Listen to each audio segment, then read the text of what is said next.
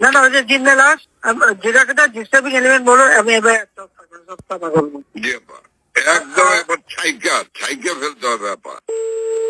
Hello আপা, বলো কি? ওই যে তালিকাটা তৈরি করতে বলছেন, একটা তালিকা তৈরি করছি, রেডি হয়ে গেছে। আমি আপনাকে আজকে হ্যান্ড ওভার করবো, আপনি পিএমও থেকে ফেরার সময়, বুঝলে? হ্যাঁ ঠিক আছে। আর আপনার একটা বিষয় একটু বলি, আমু ভাই 14 দলের মিটিং ডাকছে তার বাসায়, তো আমি যাব, আমাকে যেতে বলছে। আচ্ছা যাও। জি, সেদিন তো এটা খুব আমাদের ভালো হয়েছে, এদেরকে ইনভলভ করে যে করলাম না, নাহলে এটা একটা বিশাল কাজ হয়েছে আপা। এবং তাদেরকে ওই সময় যে কাজুর কথা সিদ্ধান্ত নেওয়ায় ব্যাপারটা খুব ওভারঅল হয়ে গেছে, খুব ঐতিহাসিক ভালো কাজ হয়েছে। ওই তাদের গিয়ে একটা মেসেজ দিচ্ছে সবাইকে, যা কিছু আছে সব তো বঙ্গবন্ধুর কথা এখন নকল করে। জি জি, সবাই জি আন্দোলন চালায় যাও, 2 দিন কন্টিনিউ করতে পারলে আর এই গভর্নমেন্ট থাকবে না। জি হ্যাঁ, এটা সবাইকে বলছি। এখন তো তোমার, আমি একটা কথা বলি, তোমার যে বিহারি, তুমি আমাকে যেটা বলবো সত্যি কথা বলবো।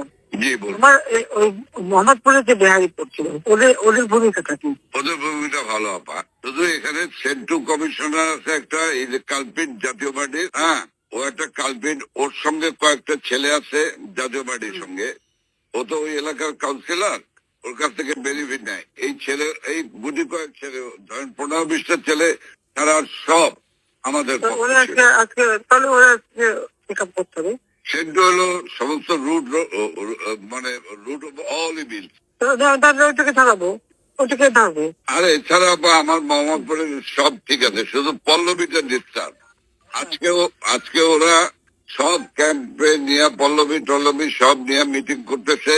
ওই নাসিমানের ছেলে হারুন, ও চলে আসছে রংপুর থেকে, ও চলে আসছে, ও মিটিং করতেছে আজকে, আইসে ও স্টেটমেন্ট করবে একটা। আমি বলছি তোমরা স্টেটমেন্ট করো, ওরা আজকে স্টেটমেন্ট করবে আপা।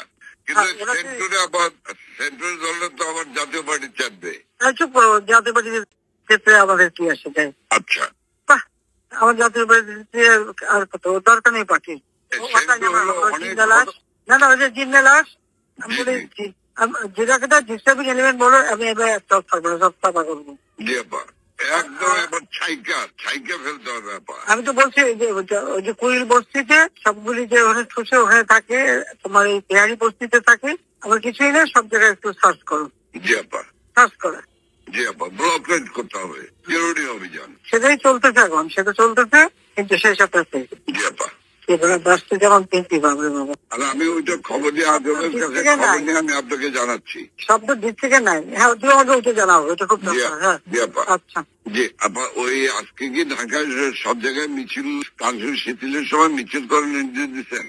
মিছিল না, যদি ওরা নামে কামে আমাদেরও প্রেজেন্সটা থাকা দরকার ওভাবে। জি, কিন্তু মিছিল কি করার করবে? না না না না না, মিছিল করবে না। তাহলে মহানগর থেকে নির্দেশ দিয়ে দিয়েছে সব ওয়ার্ডে সব জায়গায় মিছিল করার জন্য, তাহলে এটা বন্ধ করাই না। ওদেরকে কে বলছে মিছিল করতে? ওদেরকে মহানগর থেকে বলছে। মহানগর কে বলছে? তো মহানগরে কেউ না কেউ বলছে তো।